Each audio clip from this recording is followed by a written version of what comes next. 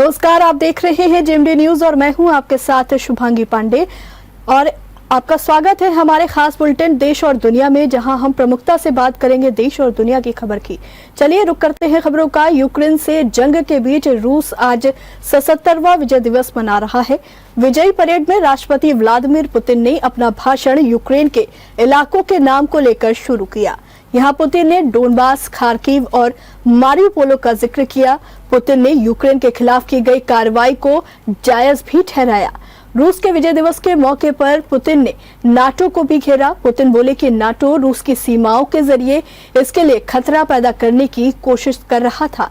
वो आगे बोले कि यूक्रेनी लोगों ने भी परमाणु हथियारों की धमकी दी थी। विजय दिवस के मौके पर पुतिन ने कहा कि हमें ये यूक्रेन के खिलाफ मिलिट्री एक्शन करना ही पड़ता है, सिर्फ यही सही चीज थी। पुतिन ने आगे कहा कि यूक्रेन पर एक्शन का फैसला संप्रभु, मजबूत और स्वतंत्र देश ने लिया। रूस के इस विक्ट्री डे का यूक्रेन युद्ध से कोई लेना देना नहीं है। दरअसल ये विक्ट्री डे दूसरे विश्व युद्ध से जुड़ा है। आज यानी 9 मई को 1945 की मध्य रात्रि में यूरोप और अफ्रीका के उत्तरी भागों में दूसरे विश्व युद्ध का आधिकारिक समापन हुआ था। 1945 में दूसरे विश्व युद्ध में नाजी जर्मनी पर दर्ज जीत के उपलक्ष्य में रूस आज 9 मई को अपना वार्षिक विजय दिवस यानी विक्ट्री डे मना रहा है। पहली विक्ट्री डे परेड 24 जून 1945 को आयोजित हुई थी। इस दौरान रूसी सैनिकों ने न केवल नाजियों से मॉस्को के लिए लड़ाई लड़ी थी, बल्कि लेनिनग्राड और स्टालिनग्राड की रक्षा भी की थी। इसके बाद उन्होंने रेड स्क्वायर पर शानदार विक्ट्री डे परेड निकाली थी। इस साल भी इस मौके पर विक्ट्री डे परेड हो रही है। इसका आयोजन मॉस्को के रेड स्क्वायर पर किया जा रहा है। साल 2020 में कोरोना महामारी के चलते विक्ट्री डे परेड का आयोजन 9 मई की जगह 24 जून को किया गया था।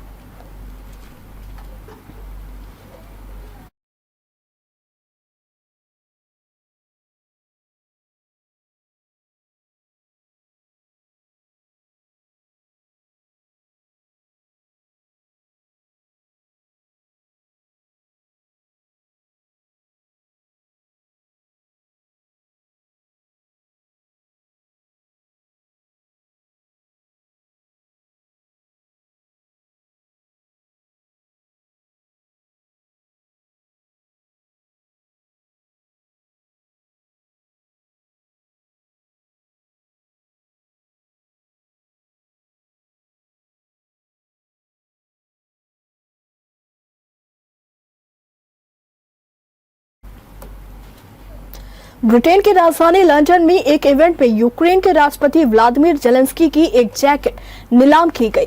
यूक्रेनी प्रेसिडेंट जंग के दौरान अक्सर इसी जैकेट में दिखाई देते थे। ये जैकेट 90,000 यूरो यानी लगभग 85 लाख में बिकी है। इस जैकेट पर जेलेंस्की ने अपने हस्ताक्षर भी किए हैं। ये नीलामी लंदन स्थित यूक्रेन एम्बेसी द्वारा आयोजित की गई थी। जब फरवरी के अंत में रूस और यूक्रेन के बीच युद्ध शुरू हुआ था, तब किसी ने यूक्रेन इतने लंबे समय तक संघर्ष करने के बारे में सोचा भी नहीं था। लेकिन युद्ध शुरू होने के लगभग 75 दिनों बाद भी यूक्रेनी सेना मोर्चे पर डटी हुई है और रूसी सेना से लोहा ले रही है। यूक्रेनी दूतावास के मुताबिक ब्रेव यूक्रेन शीर्षक के साथ शुरू हुई इस नीलामी का उद्देश्य यूक्रेन के बहादुरों के पराक्रम की कहानी बताना और धन जुटाना था।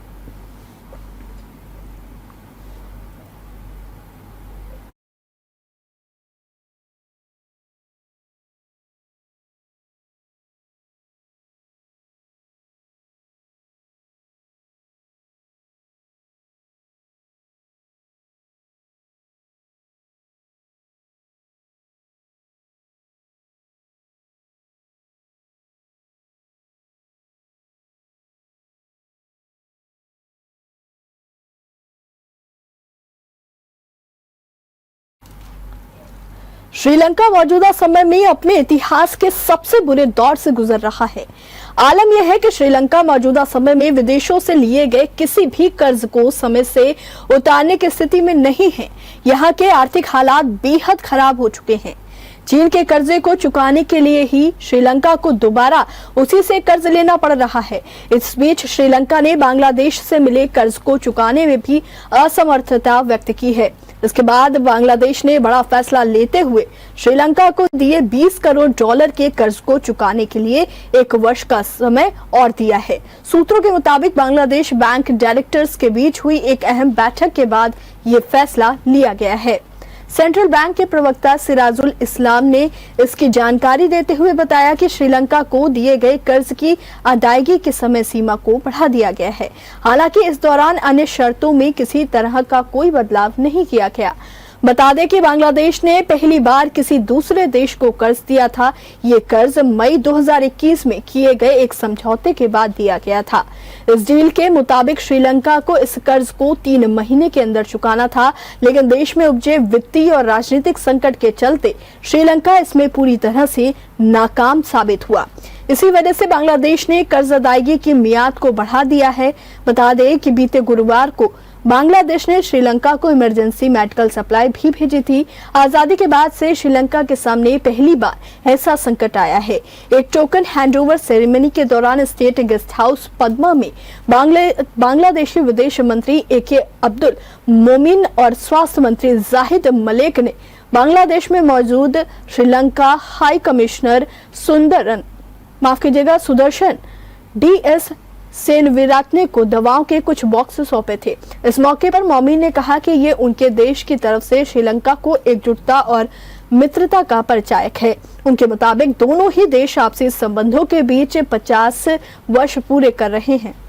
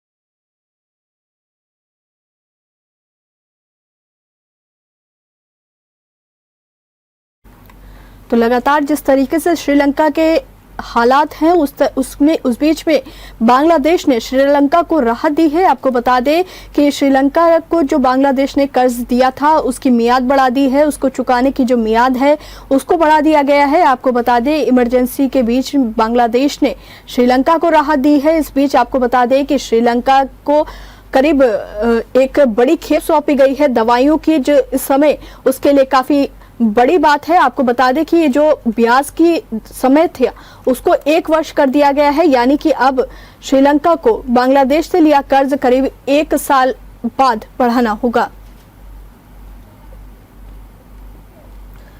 सुप्रीम कोर्ट को 2 नए जज मिल गए हैं। चीफ जस्टिस की अगुवाई वाले 5 जजों के कॉलेजियम ने केंद्र सरकार को भेजी सिफारिश में गुवाहाटी हाई कोर्ट के चीफ जस्टिस सुधांशु धूलिया और गुजरात हाई कोर्ट के जस्टिस जमशेद बी पारदीवाला को सुप्रीम कोर्ट जज के रूप में नियुक्ति दी थी। आज दोनों जजों ने सुप्रीम कोर्ट में पद और गोपनीयता की शपथ ली।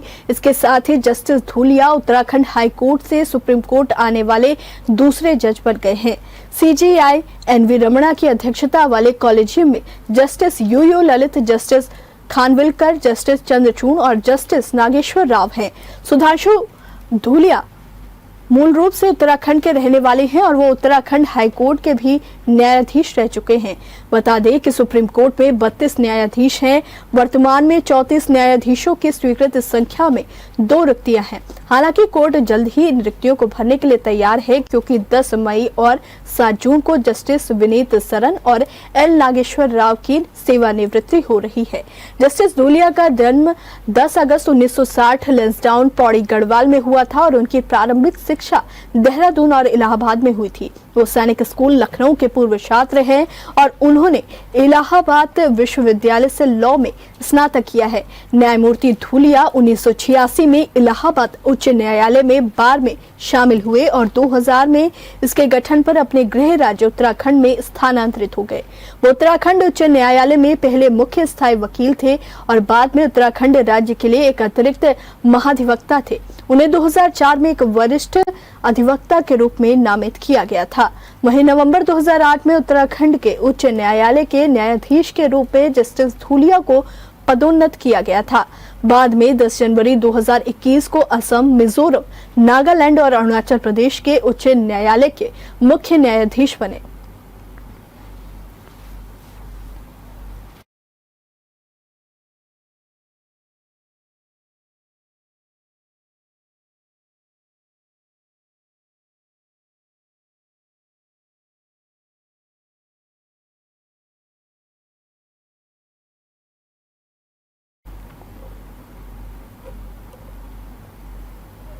अंडरवर्ल्ड डॉन दाऊद इब्राहिम की डी कंपनी पर नेशनल इन्वेस्टिगेशन एजेंसी ने बड़ा एक्शन लिया है। मुंबई के 20 ठिकानों पर एनआईए ने छापा मारा है। ये 20 ठिकाने दाऊद के शार्प शूटर्स, तस्करों और डी कंपनी के रियल एस्टेट मैनेजर्स से जुड़े हुए हैं। इसके अलावा कई हवाला ऑपरेटर्स पर भी छापेमारी हुई है। जिस केस में छापेमारी हुई है यह वही केस है जिसमें ईडी ने एनसीपी नेता नवाब मलिक को गिरफ्तार किया था। एनआईए ने बोरीवली, सांता क्रूज, बांद्रा, नागपाड़ा, गोरेगांव, परेल के 20 ठिकानों पर छापेमारी की है। जानकारी के मुताबिक गृह मंत्रालय के आदेश पर एनआईए ने दाऊद इब्राहिम टी कंपनी के खिलाफ केस दर्ज किया था। उस पर ही ये जांच और छापेमारी चल रही है। डी कंपनी संयुक्त राष्ट्र द्वारा बैन आतंकी संगठन है। वहीं 1993 में हुए मुंबई धमाकों के आरोपी दाऊद को 2003 में यूएन ने ग्लोबल आतंकी माना था। उस पर $25 मिलियन का इनाम भी रखा गया था।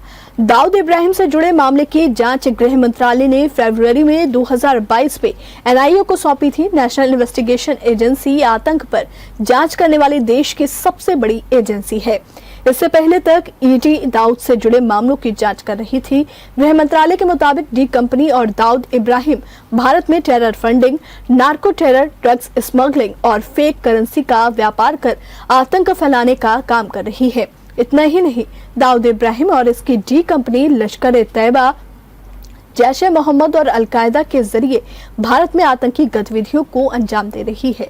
एनआईए सिर्फ दाऊद इब्राहिम और उसकी डी कंपनी की आतंकी गतिविधियों की ही जांच नहीं करेगी, बल्कि अंडरवर्ल्ड डॉन के गुर्गे छोटा शकील, जावेद चिकना, टाइगर मेनन, इकबाल मिर्ची, दाऊद की बहन हसीना पारकर से जुड़ी आतंकी गतिविधियों की भी जांच करेगी।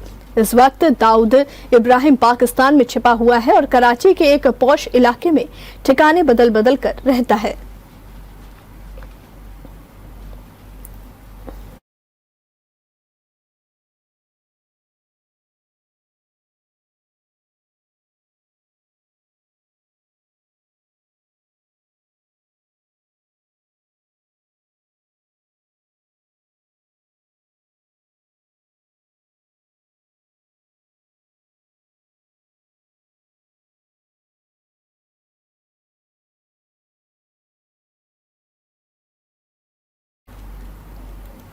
दिल्ली के शाहीन बाग इलाके में अतिक्रमण हटाने पहुंचा बुलडोजर अब वहां से वापस लौट गया है।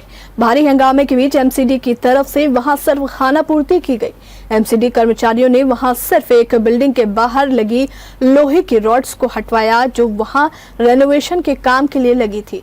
इससे पहले शाहीन बाग में हंगामा भी देखने को मिला। कुछ स्थानीय नेता और लोग वहां एमसीडी के बुलडोजर के आगे बैठ गए थे और उन्होंने एमसीडी और बीजेपी के खिलाफ जमकर नारेबाजी की, जिनको बाद में हटा लिया गया और कुछ को हिरासत में भी लिया गया है। फिलहाल शाहीन बाग से अतिक्रमण हटाने का मामला सुप्रीम कोर्ट भी पहुंच गया। शाहीन बाग की ताजा स्थिति को देखते हुए अतिरिक्त सुरक्षा बल वहां तैनात किया गया है। पुलिस की मदद के लिए सीआरपीएफ के 100 जवान वहां भेजे गए थे।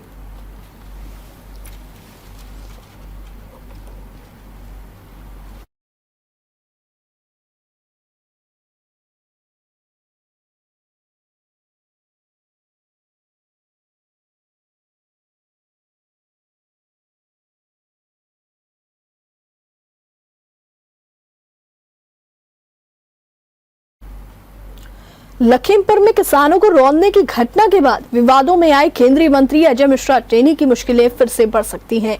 हाईकोर्ट की लखनऊ बेंच में 22 साल पुराने प्रभात गुप्ता हत्याकांड में सुनवाई चल रही है। 16 मई को कोर्ट अंतिम दौर की सुनवाई पूरी करेगी। उम्मीद जताई जा रही है कि जल्द ही इस केस में कोर्ट का फैसला आ सकता है। बता दें कि प्रभात गुप्ता मर्डर केस में केंद्रीय गृह राज्य मंत्री अजय मिश्रा समेत 4 लोग नामजद किए गए थे। 4 साल पहले इस केस में हाईकोर्ट ने ऑर्डर सुरक्षित रख लिया था। अब एक बार फिर इस केस में फैसले की घड़ी आ सकती है। लखीमपुर के प्रभात गुप्ता मर्डर केस में 16 मई को हाईकोर्ट अंतिम दौर की सुनवाई करेगा।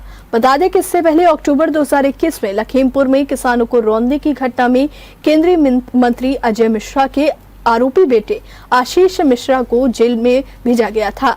हाल ही में सुप्रीम कोर्ट के आदेश के बाद आशीष को दोबारा जेल जाना पड़ा है। बेटे के जेल जाने के बाद अब मंत्री पिता की भी मुश्किलें बढ़ सकती हैं। बता दें कि मामला 8 जुलाई 2000 का है। लखीमपुर के तुकुनिया थाना क्षेत्र के बनवीरपुर गांव में प्रभात गुप्ता की हत्या कर दी गई थी। मामले में प्रभात के पिता संतोष गुप्ता ने अजय मिश्रा टेनी के साथ शशि भूषण, राकेश डालू और सुभाष मामा की हत्या में नामजद आरोपी बनाया गया था।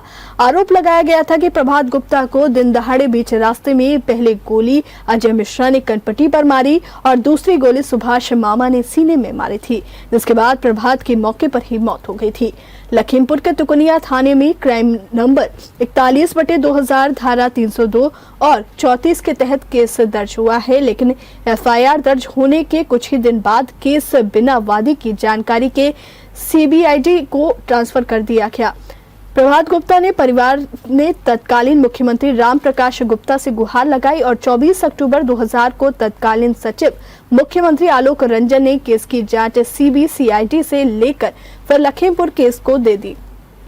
केस लखीमपुर पुलिस को दिया गया तो जांच अधिकारी ने हाथ खड़े कर दिए और एसपी को जांच किसी अन्य से कराने के लिए लिखित में प्रार्थना पत्र दिया। अब आईजी जोन लखनऊ ने विशेष टीम गठित कर विवेचना करवाई और 13 दिसंबर 2000 को केस में चार्जशीट लगा दी गई है। इसी बीच अजय मिश्रा समेत सभी आरोपियों ने हाईकोर्ट की लखनऊ बेंच से अरेस्ट का स्टे ले लिया है।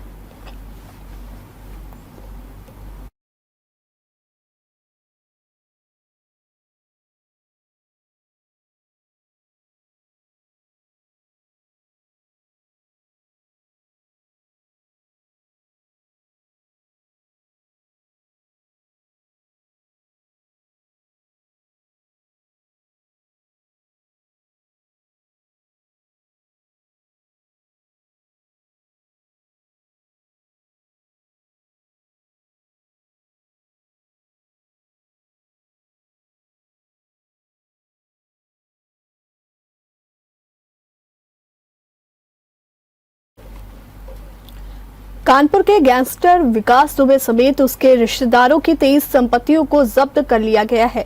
तकरीबन 67 करोड़ की इन संपत्तियों पर कानपुर जिला प्रशासन ने ये कार्रवाई की है। इससे पहले विकास दुबे के खजांची जय वाजपेयी को भी भूमाफिया घोषित किया जा चुका है। एनकाउंटर में मारे गए विकास दुबे और उसके करीबियों पर कानूनी शिकंजा कसने के बाद प्रशासन अब उसके खिलाफ आर्थिक साम्राज्य को भी खत्म करने में लगा है। गैंगस्टर के बिकरू गांव से लेकर चौबेपुर, कानपुर देहात और लखनऊ में विकास दुबे समेत उसके रिश्तेदारों की 13 अचल और 10 चल संपत्तियों को प्रशासन ने जब्त किया है। जब्त की गई संपत्ति की कीमत लगभग 67 करोड़ रुपए बताई जा रही है। अचल संपत्तियों में विकास दुबे और उसके मददगार रिश्तेदारों के मकान, दुकान और कॉम्प्लेक्स आदि शामिल हैं। कानपुर के एसपी आउटर अजीत सिन्हा की रिपोर्ट पर डीएम कानपुर ने इन संपत्तियों को अटैच किया है। अब इन संपत्तियों पर तहसीलदार स्तर का अधिकारी बतौर रिसीवर तैनात होगा। वहीं कानपुर देहात और लखनऊ की संपत्तियों पर रिसीवर बैठाने के लिए जिलों को पत्र भेजा जाएगा।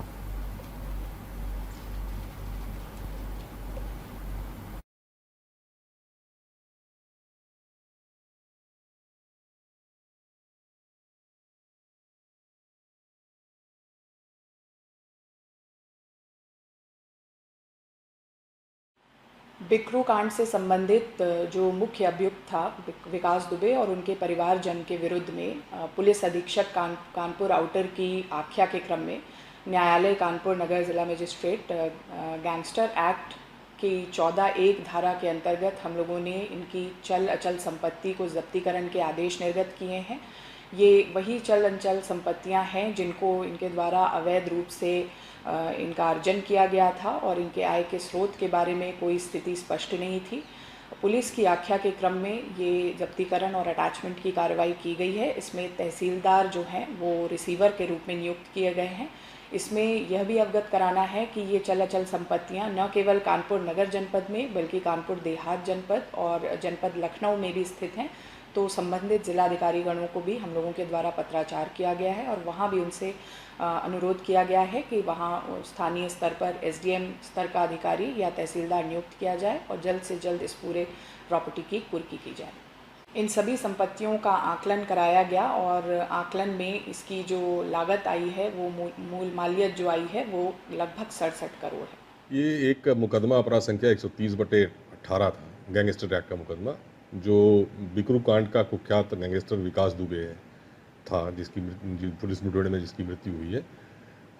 उसकी संपत्तियों के सिलसिले में 14(1) गैंगस्टर एक्ट की कार्रवाई प्रचलित थी। 67 करोड़ रुपए की पर संपत्तियां चिन्हित की गई थी, जिसकी जब्तीकरण की कार्रवाई प्रचलित थी। जिसमें रिपोर्ट मैंने दी थी डीएम साहब को। डीएम साहब ने उस पर अब उसकी जब्तीकरण का आदेश किया है। अब फर्दर उसकी संपत्तियां जब्त की जाएंगी।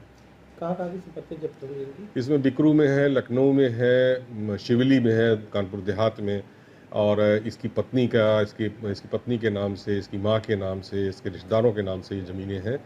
एक साधारण व्यक्ति इतनी संपत्तियां अर्जित कर रहा था अपने गिरोहबंद कार्यवाहियों के चलते, और बेनामी नाम दूसरे नामों से भी इसने संपत्तियां अर्जित की, जिसको कि कनेक्ट करके ये कार्रवाई की गई है। कितनी संपत्ति है? 67 करोड़ रुपए की संपत्ति अभी तक चिन्हित करके जब्तीकरण के लिए रिपोर्ट दी गई है, जिसमें जब्तीकरण की कार्रवाई प्रचलित है। क्या इसकी नीलामी भी होगी? क्या संपत्तियां जब्त होंगी जो इनकी नहीं है, राज्य सरकार के निहित होंगी, या जिनसे रिलेटेड प्रॉपर्टी हैं उनको दी जाएंगी, जो इसने कब्जा कर रखी थी या छीन रखी थी, खरीद रखी थी दूसरे नाम से, वो सब चीज़ें। जिनकी जमीनें इन्होंने हड़प रखी थी, क्या उनको वापसी करेंगे? ये अब कोर्ट का सब्जेक्ट है, कोर्ट इसको डिसाइड करेगी। लोग अपना प्रेयर करेंगे, ये कोर्ट का सब्जेक्ट है। लेकिन इनकी 67 करोड़ की संपत्तियां ऐसी चिन्हित की गई जो इन्होंने किसी प्रकार से अपने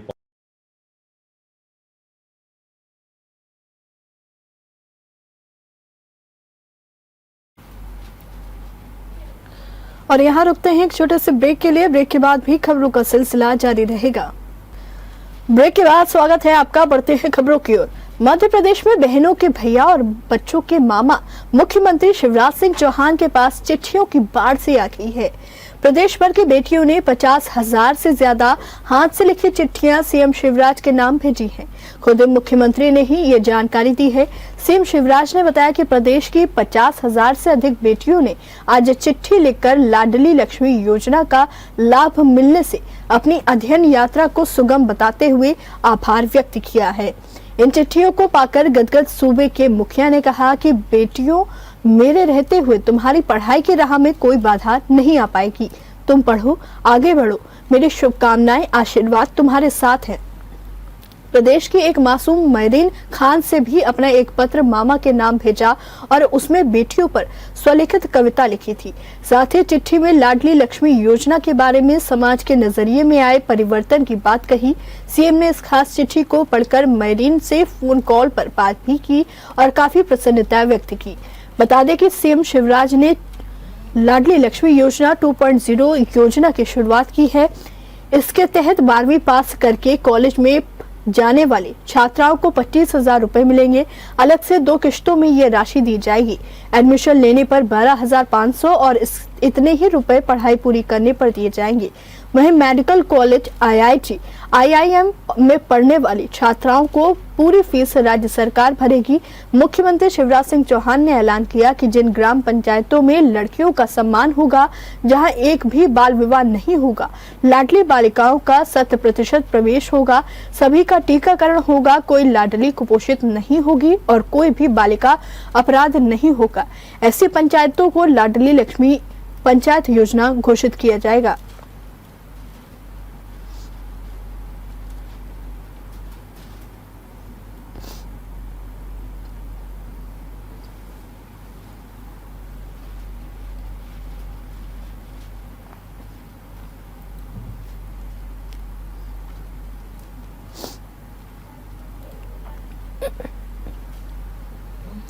देश में कोरोना के मामले बढ़ने का सिलसिला जारी है। भारत में पिछले 24 घंटे के अंदर 3,207 नए केस मिले हैं। वहीं 29 लोगों ने दम तोड़ा है। इस दौरान 3,410 मरीज रिकवर हुए हैं। देश में कोरोना के एक्टिव मामले 20,403 पहुंच गए हैं। इससे पहले 8 मई को कोरोना के 3,451 नए केस मिले थे और 40 लोगों की मौत हुई थी। वहीं रविवार को एक्टिव केसों का आंकड़ा 20,635 पर पहुंच गया था, यानी सोमवार को एक्टिव केसों में कमी देखने को मिली है। वहीं कल के मुकाबले मौतों की तादाद भी कम है। इससे पहले 7 मई को 3,805 नए मामले दर्ज किए गए थे, जो 6 मई की तुलना में 7.3% अधिक थे। इस दिन 22 लोगों की मौत हुई थी। बता दें कि देश कोरोना से रिकवरी करने वाले मरीजों की दर 7 मई को 98.74% दर्ज की गई। वहीं साप्ताहिक पॉजिटिविटी रेट 0.83% था। तब जिन 5 राज्यों में अधिकतम मामले दर्ज थे, उनमें दिल्ली में 1656, हरियाणा में 582, केरल में 400, उत्तर प्रदेश में 320 और महाराष्ट्र में 205 शामिल है। 83.13% नए मामले इन 5 राज्यों में सामने आए थे, जिनमें से 43.52% नए मामलों के लिए अकेले दिल्ली जिम्मेदार था।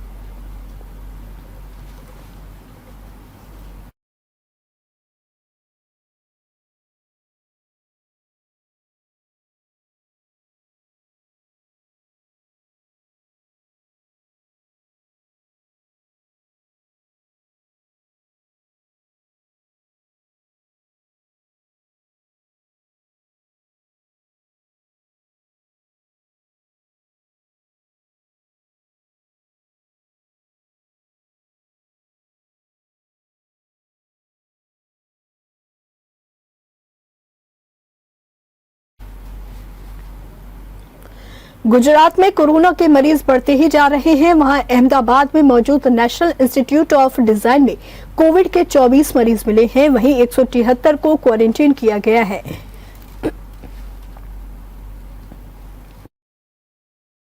वजह से एनआईडी कैंपस को छोटा कंटेनमेंट जोन बना दिया है। एनआईडी के 2 छात्रों की स्थिति फिलहाल गंभीर है, वो हॉस्पिटल में भर्ती हैं। गुजरात के किसी शिक्षण संस्थान में दूसरी बार कोविड ब्लास्ट हुआ। इससे पहले गांधीनगर के गुजरात नेशनल लॉ यूनिवर्सिटी में पिछले महीने 162 कोविड मरीज थे। हालांकि अब GNLU कोविड फ्री हो गया है।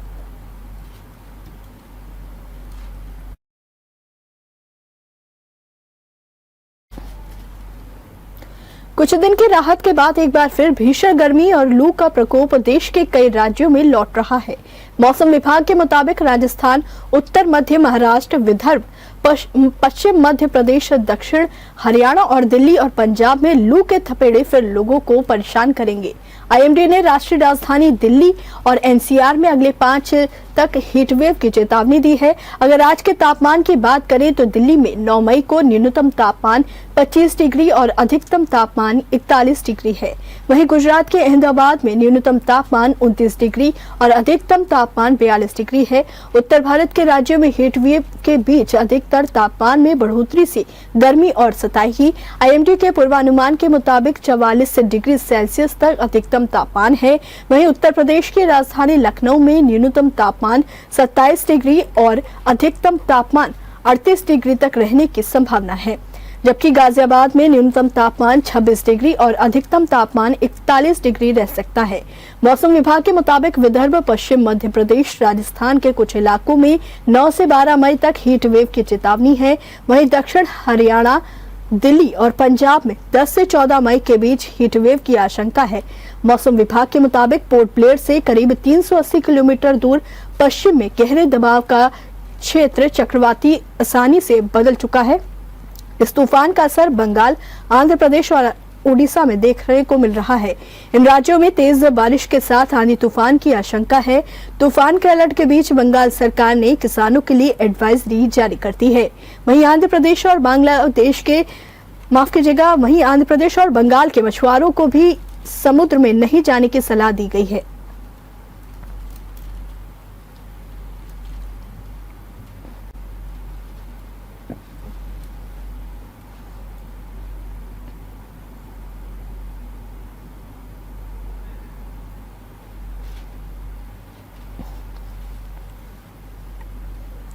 शिवसेना और एमएनएस के बीच हिंदुत्व के मुद्दे को लेकर जबरदस्त जंग छिड़ी हुई है। एमएनएस प्रमुख राज ठाकरे और महाराष्ट्र के पर्यावरण मंत्री आदित्य ठाकरे दोनों ने अपने अपने अयोध्या दौरे की घोषणा की है। बता दें कि जून के महीने में आदित्य ठाकरे अयोध्या में रामलला के दर्शन कर आशीर्वाद लेंगे। वहीं 5 जून को खुद राज ठाकरे भी अयोध्या आने वाले हैं। ऐसे में श्री राम की नगरी अयोध्या में शिव सैनिकों ने पहले से ही आदित्य ठाकरे के पोस्टर लगाने शुरू कर दिए हैं। हाल ही में शिवसेना द्वारा लगाए गए एक पोस्टर में लिखा गया है कि असली आ रहा है, नकली से सावधान, जय श्री राम। शिवसेना द्वारा लगाए गए पोस्टर फिलहाल शहर में चर्चा का विषय बने हैं। इससे पहले बीजेपी सांसद ब्रजभूषण शरण सिंह ने मनसे प्रमुख राज ठाकरे को अयोध्या आने से पहले उत्तर भारतीयों से माफी मांगने को कहा है। इसी कड़ी में शनिवार को बहराइच जिले में जगह जगह होर्डिंग लगाई गई। बताया जा रहा है कि बीजेपी सांसद ब्रजभूषण शरण सिंह ने राज ठाकरे के अयोध्या दौरे से पहले विरोध में होर्डिंग लगवाई है। बताया जा रहा है कि कैसरगंज लोकसभा के जरवल में गोंडा लखनऊ हाईवे पर बड़ी बड़ी होर्डिंग्स लगाई गई हैं। होर्डिंग्स में राज ठाकरे अयोध्या आने से पहले उत्तर भारतीयों से माफी मांगने का जिक्र किया गया है। अगर माफी नहीं मांगते हैं तो वो वापस जाओ का संदेश लिखा गया है। फिलहाल इलाके में होर्डिंग्स के लेकर चर्चा का बाजार गर्म है। दरअसल मनसे प्रमुख राज ठाकरे 5 जून को अयोध्या का दौरा करने वाले हैं।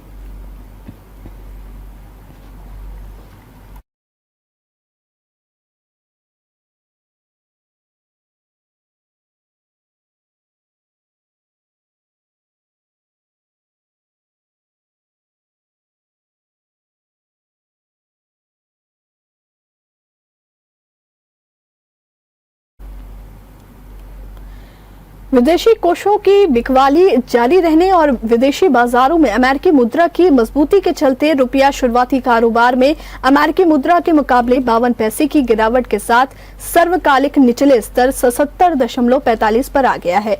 अंतरबैंक विदेशी मुद्रा विनिमय बाजार में रुपया अमेरिकी डॉलर के मुकाबले 77 रुपए 17 पैसे पर खुला और फिर गिरावट दर्ज करते हुए 77 रुपए 42 पैसे पर आ गया, जो पिछले बंद भाव के मुकाबले 52 पैसे की गिरावट दर्शाता है। रुपया शुक्रवार को अमेरिकी डॉलर के मुकाबले 55 पैसे की गिरावट के साथ 76 रुपए 90 पैसे पर बंद हुआ। बता दें कि डॉलर की मजबूती ने जोखिम वाली संपत्तियों की मांग को कम कर दिया और विदेशियों ने देश के शेयरों को बेचना जारी रखा है। विदेशी मुद्रा कारोबारियों ने कहा है कि मुद्रास्फीति को लेकर बड़ी चिंताओं के कारण निवेशक जोखिम में नहीं आना चाहते। इस बीच 6 प्रमुख मुद्राओं के मुकाबले अमेरिकी डॉलर की स्थिति को दर्शाने वाला डॉलर सूचकांक 0.35% की बढ़त के साथ 104.02 पर पहुंच गया है। वैश्विक तेल मानक ब्रेंट क्रूड वायदा 0.14% बढ़कर $112.55 प्रति बैरल के स्तर पर आ गया है।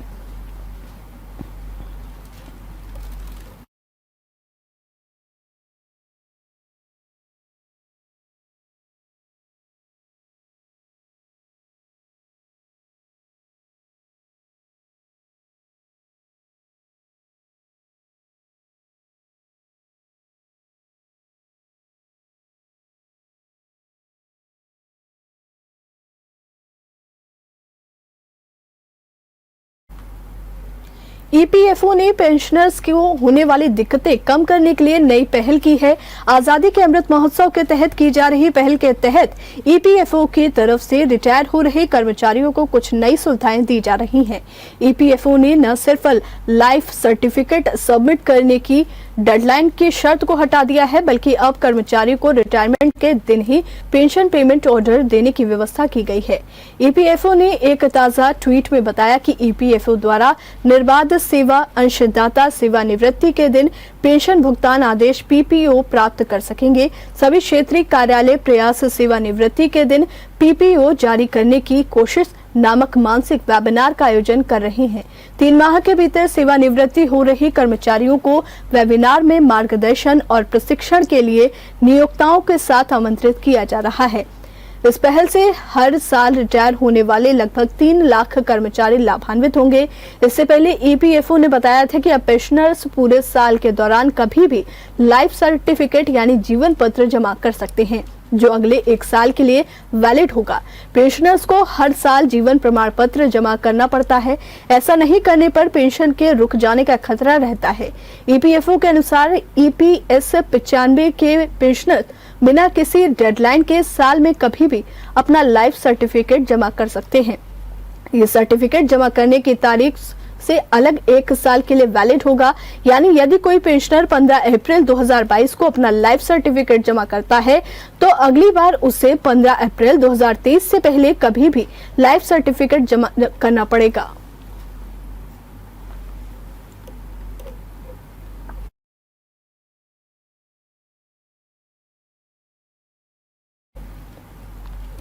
इंडियन प्रीमियर लीग 2022 सीजन में महेंद्र सिंह धोनी की चेन्नई सुपर किंग्स टीम ने अपनी चौथी जीत दर्ज की है। मुकाबले में चेन्नई टीम ने दिल्ली कैपिटल्स को 91 रनों के बड़े अंतर से करारी शिकस्त दी। मैच के हीरो ड्वेन कॉनवे और माइन अली रहे। इस जीत के साथ चेन्नई टीम अब भी प्लेऑफ की रेस में बनी हुई है। सीएसके ने अब तक 11 में से सिर्फ 4 मैच जीते हैं। ऐसे में उसे प्लेऑफ की उम्मीदें बरकरार रखने के लिए अपने बाकी बचे 3 मैचों में जीत दर्ज करनी होगी। दिल्ली को हराने के बाद जब धोनी से प्लेऑफ को लेकर सवाल किया गया तो उन्होंने कहा कि यदि प्लेऑफ में नहीं पहुंचे तो दुनिया खत्म नहीं हो जाएगी। प्लेऑफ को लेकर किए गए सवाल के जवाब में धोनी ने कहा कि मुझे लगता है कि अभी सिर्फ यही सोचना चाहिए कि आप अगले मैच में क्या कर सकते हो। यदि हम प्लेऑफ में पहुंचते हैं तो इससे अच्छी बात कुछ हो ही नहीं सकती, लेकिन यदि हम प्लेऑफ में नहीं पहुंच सके तो यहाँ दुनिया तो खत्म नहीं होगी। मैच में दिल्ली के कप्तान ऋषभ पंत ने टॉस जीतकर पहले गेंदबाजी का फैसला किया था। ऐसे में चेन्नई टीम ने पहले बैटिंग करते हुए 6 विकेट गंवाकर 208 रनों का स्कोर बोर्ड पर लगा दिया। टीम के लिए डेवॉन कॉनवे ने 49 बॉल पर 87 और ऋतुराज गायकवाड़ ने 33 बॉल पर 41 रनों की पारी खेली। 209 रनों के टारगेट के जवाब में दिल्ली कैपिटल्स की शुरुआत अच्छी नहीं रही और टीम ने 36 रनों पर ही 2 विकेट गंवा दिए। आखिर में दिल्ली टीम सिर्फ 117 रन बनाकर सिमट गई और 91 रनों से मैच गंवा दिया। मिशेल मार्श ने 25 और शार्दुल ठाकुर ने 24 रन बनाए। कोई बल्लेबाज 30 रन भी नहीं बना सका। मैच विनिंग पारी के लिए कॉनवे को प्लेयर ऑफ द मैच चुना गया।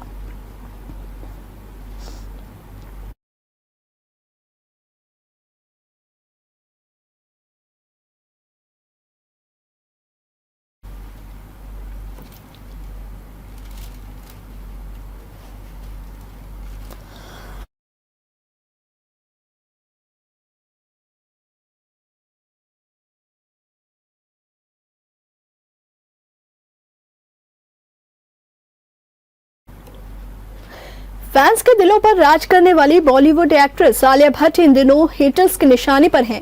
ये तो आलिया को हमेशा ही लोगों का बेशुमार प्यार मिलता है, लेकिन आलिया के शुगर कंटेंट प्रोडक्ट्स को एंडोर्स करने पर कई लोग उनसे नाराज नजर आ रहे हैं।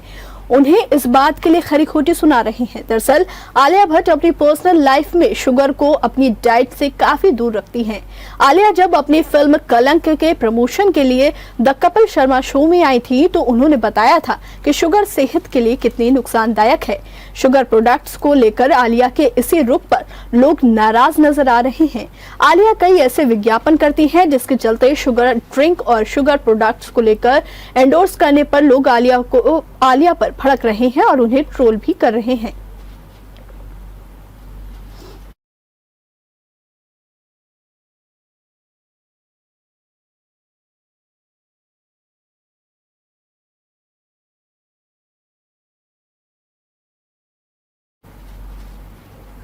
बॉलीवुड की गॉर्जियस डीवा सोनाक्षी सिन्हा ने सगाई कर ली है। एक्ट्रेस ने अपनी लाइफ की ये बड़ी गुड न्यूज अपने सोशल मीडिया पर पोस्ट के जरिए फैंस संग शेयर की है। सोनाक्षी के अचानक सगाई करने की खबर ने फैंस को हैरान तो किया है, लेकिन ये खबर सुनकर फैंस खुशी से फूले नहीं समा रहे हैं। सोनाक्षी ने अपने इंस्टाग्राम हैंडल पर 3 अलग अलग फोटोज शेयर करके अपनी एंगेजमेंट की खबर साझा की। एक फोटो में दबंग गर्ल सोनाक्षी अपनी एंगेजमेंट ड्रिंक फ्लॉन्ट करती हुई नजर आ रही है। सोनाक्षी के लविंग फियांसे उनका हाथ थामे दिख रहे हैं।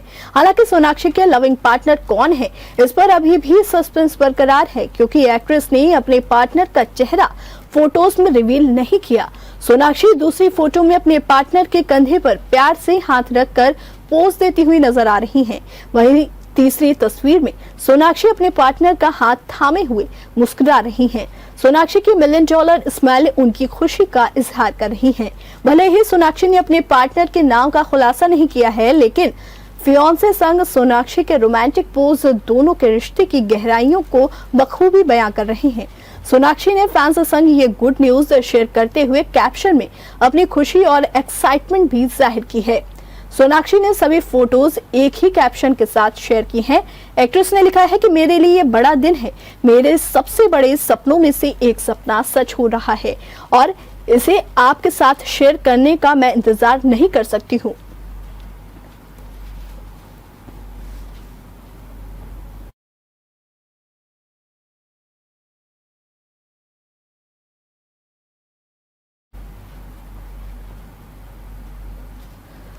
सोशल मीडिया की दुनिया में आए दिन बेशुमार वीडियो वायरल होते रहते हैं, लेकिन इस बात से भी इनकार नहीं किया जा सकता कि उन सभी वीडियोस में कुछ चुनिंदा वीडियो ही हमारे जहन में अपनी विशेष जगह बना लेते हैं।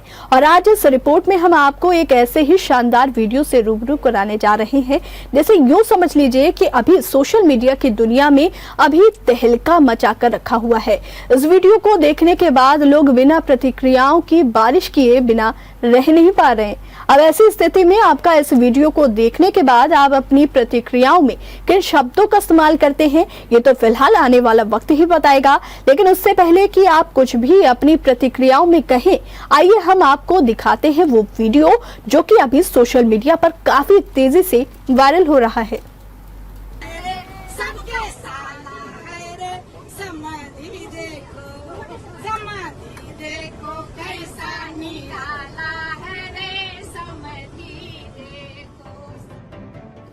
जगत गुरु रामभद्राचार्य का ये वीडियो देख रहे हैं आप।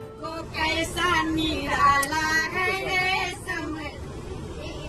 समधि हाथी चढ़ी आवे, की समधि हाथी चढ़ी आवे, लोगों कहे हाथी वाला। ये वीडियो है नेपाल स्थित जनकपुर का, जिसमें गाड़ी में बैठे जगत गुरु रामभद्राचार्य का वहाँ की महिलाएं बेहद ही अलग अंदाज में स्वागत कर रही हैं। सबके साला है रे समाधि देखो कैसा निराला है रे समाधि देखो कैसा निराला है रे समाधि हाथी चढ़ी आवे, की समाधि हाथी चढ़ी आवे, लोगों कहे हाथी। सनातन धर्म की कुछ मान्यताओं के अनुसार समधि का गारी, जिसे आम भाषा में गाली कहते हैं, से स्वागत किया जाता है। ऐसे में भगवान राम के परिवार का प्रतिनिधित्व कर रहे जगत गुरु रामभद्राचार्य को सीता माता के परिवार का प्रतिनिधित्व कर रही ये महिलाएं समधियाने अंदाज में स्वागत कर रही हैं। सबके साला है रे समाधि देखो कैसा निराला है रे समाधि देखो कैसा निराला है रे समाधि हाथी चढ़ी आवे, की समाधि हाथी चढ़ी आवे, लोगों कहे हाथी। बता दें कि जगत गुरु रामभद्राचार्य मूल रूप से उत्तर प्रदेश के चित्रकूट के हैं। अपने भक्तों को ये जीवन की दिशा व दशा दिखाते रहते हैं। फिलहाल वे 9 दिवसीय नेपाल के दौरे पर हैं। ऐसे में नेपाल पहुंचे जगत गुरु रामभद्राचार्य जैसे ही पहुंचे, उनके दर्शन प्राप्त करने हेतु लोगों का तांता लग गया। इसके साथ ही वीडियो में आप देख सकते हैं कि कैसे महिलाएं जगत गुरु रामभद्राचार्य का स्वागत सत्कार कर रही हैं। वहीं इस वीडियो में आपको जगत गुरु रामभद्राचार्य जी मुस्कुराते हुए नजर आ रहे होंगे और उनके आसपास महिलाओं का अंबार उन्हें समधियाने अंदाज में समधी साला है गीत उन्हें सुना रही हैं। बता दें कि भारत नेपाल के रिश्ते शुरू से ही प्रगाढ़ रहे हैं। राजनीति, सामरिक और राजनीति मोर्चे पर रिश्ते शुरू से ही घनिष्ठ रहे हैं। हालांकि बीते हमारा पड़ोसी चीन के बहकावे में आ गया था, लेकिन अब उसे भी मामले की पूरी हकीकत समझ में आ गई है। लिहाजा अब हमारा छोटे भाई उर्फ नेपाल चीन किसी भी बहकावे में आने वाला नहीं है। बहरहाल केंद्र की मोदी सरकार भी नेपाल के साथ भारत के रिश्ते को प्रगाढ़ करने की हर संभव कोशिश कर रही है। अब ऐसी स्थिति में केंद्र की मोदी सरकार की कोशिशों के परिणाम स्वरूप दोनों ही देशों के रिश्ते आगामी दिनों क्या दिशा व दशा निर्धारित करते हैं, ये तो फिलहाल आने वाला वक्त ही बताएगा। Bureau report, JMD news. मंगल ग्रह यानी लाल ग्रह हमारी जिज्ञासाओं में हमेशा खास स्थान रखता है। ये हमारा करीबी ग्रह है जो पृथ्वी के प्रतिनिधियों की मेजबानी में बेहद व्यस्त हो चुका है। मंगल पर पृथ्वी की भेजी हुई मशीनें जल और जीवन खोजने में व्यस्त हैं। ये इंसानी क्षमता रखने वाली मशीनें हैं। वैज्ञानिकों को ऐसा लगता है कि यहाँ कभी जल जीवन था और आगे भी जीवन संभव है। दिवंगत वैज्ञानिक स्टीफन हॉकिंग ने कहा है कि पृथ्वी वासियों को सुरक्षित बने रहने के लिए किसी दूसरे ग्रह पर अपना डेरा डालना होगा। क्या ये सच होने जा रहा है?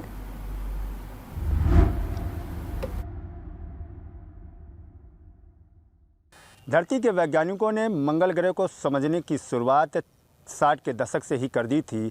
30 सालों के मंगल विज्ञान में जो सबसे पहली बार जो है 14 जुलाई 1965 को मरीन 4 अंतरिक्ष यान को जो है मंगल ग्रह भेजा गया था। अब उसके बाद जो है मंगल ग्रह को समझने की शुरुआत शुरू हुई थी। Yasin Ali, JMD news.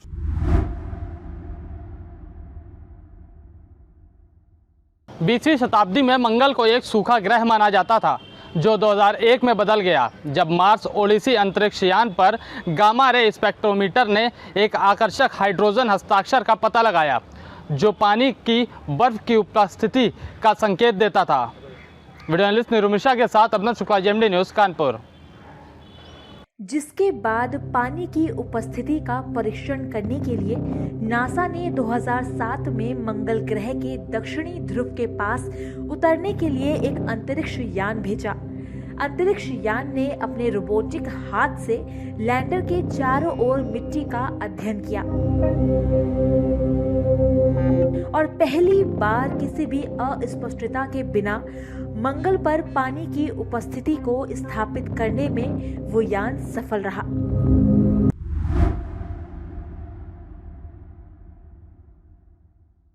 Perseverance में 23 कैमरे और 2 माइक्रोफोन लगे हैं।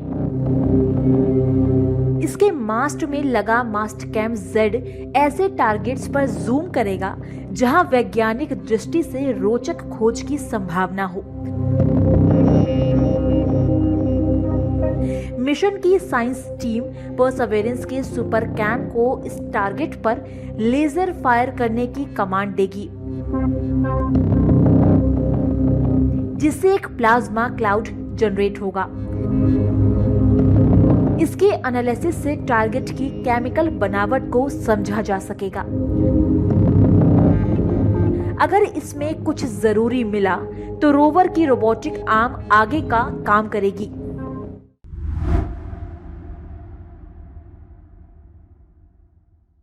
वेस्टर्न ऑस्ट्रेलिया और ऑक्सफोर्ड विश्वविद्यालय के शोधकर्ताओं का कहना है कि प्राचीन तलछटी चट्टानों में स्थित सूक्ष्म कीटाणुओं के जीवाश्मों से इस बात की पुष्टि हुई है कि वो अभी तक पाए गए सबसे पुराने जीवाश्म हैं। इसे लेकर लगभग 1 दशक तक बहस होती रही। जीवाश्म के नमूने पश्चिमी ऑस्ट्रेलिया के पिलबरा इलाके स्थित स्ट्रेली पूल से पाए गए हैं।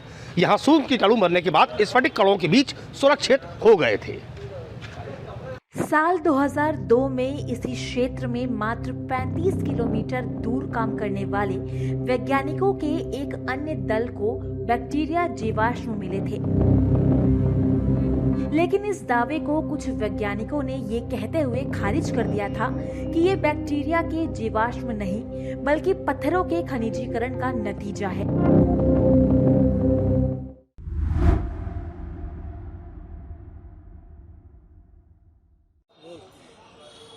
मंगल ग्रह पर जीवन की खोज कर रहे नासा को एक महत्वपूर्ण उपलब्धि हासिल हुई। आपको बता दें कि Jackson state university, Cornell university और यूनिवर्सिटी ऑफ हवाई ने नासा के साथ मिलकर एक शोध किया जिसमें करीब 400 करोड़ साल पहले मंगल पर बाढ़ आने के सबूत मिले हैं। निश्चित तौर पर ये एक बड़ी उपलब्धि है नासा के लिए। जिस तरह से लगातार मंगल ग्रह पर जीवन तलाशने के लिए प्रयास किए जा रहे हैं, उस क्रम में ये जो एनालिसिस किया गया है उसमें 400 करोड़ साल पहले बाढ़ आने की पुष्टि हुई है। ये तस्वीर तस्वीरें सामने आई हैं उसके बाद से अब माना जा रहा है कि मंगल ग्रह पर जो जीवन की खोज की जा रही है कि वहाँ पे जीवन आदमी जी सकता है कि नहीं जी सकता, उसमें एक बड़ी उपलब्धि नासा को मिली है। कैमरामैन शुभम के साथ मैं राहुल श्रीवास्तव, JMD न्यूज़, लखनऊ। अब सवाल ये उठता है कि आखिर इतनी भयानक बाढ़ आई कैसे। आपको बता दें कि मंगल ग्रह पर बर्फ है। 400 करोड़ साल पहले यहाँ ज्यादा मात्रा में बर्फ रही होगी, तभी इस पर कोई एस्टेरॉइड आकर गिरा होगा। उसकी टक्कर से निकली ऊर्जा और गर्मी से बर्फ पिघली होगी और उसने भयानक बाढ़ का रूप ले लिया होगा। क्यूरियोसिटी से मिले आंकड़ों की जांच करने के बाद वैज्ञानिकों ने पता लगाया कि गेल क्रेटर में इस भयानक बाढ़ के पानी की गहराई करीब 78 फीट थी। लेकिन जब लहरें उठी तो वो विनाशकारी थी। हर सेकेंड एक 32 फीट ऊंची लहर उठ रही थी।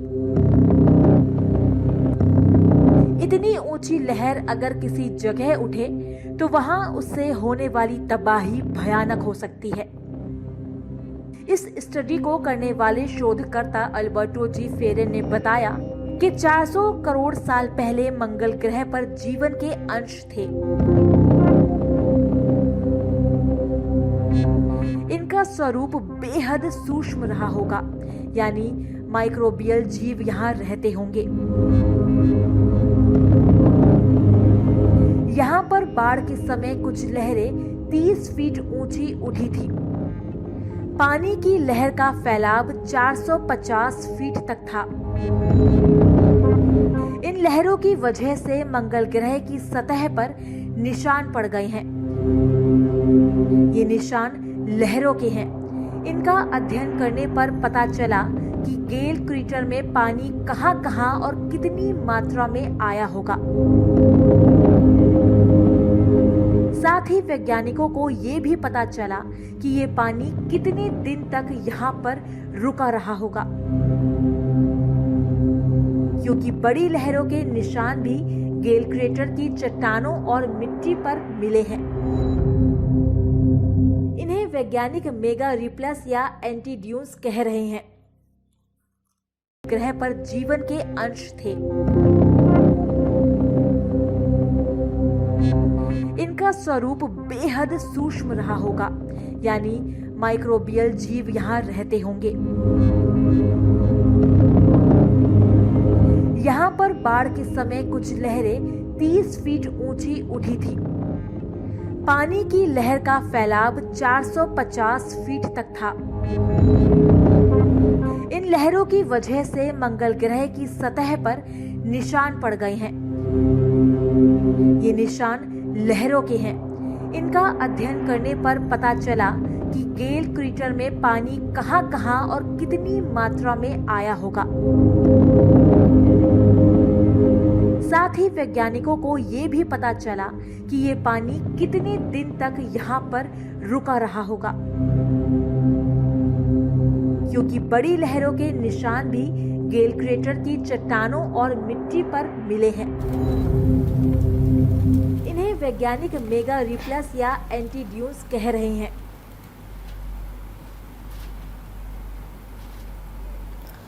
और फिलहाल के लिए देश दुनिया की खबरों में इतना ही। बाकी की खबरों के लिए देखते रहिए JMD न्यूज़। हो तो हमें लाइक करें, सब्सक्राइब करें और ज्यादा से ज्यादा शेयर करें। और हाँ, बेल आइकॉन दबाना ना भूलें ताकि हर खबर का अपडेट आप तक पहुंचे तुरंत। आप हमें इंस्टा, ट्विटर और फेसबुक पर भी फॉलो कर सकते हैं। हमारी ID है @JMD News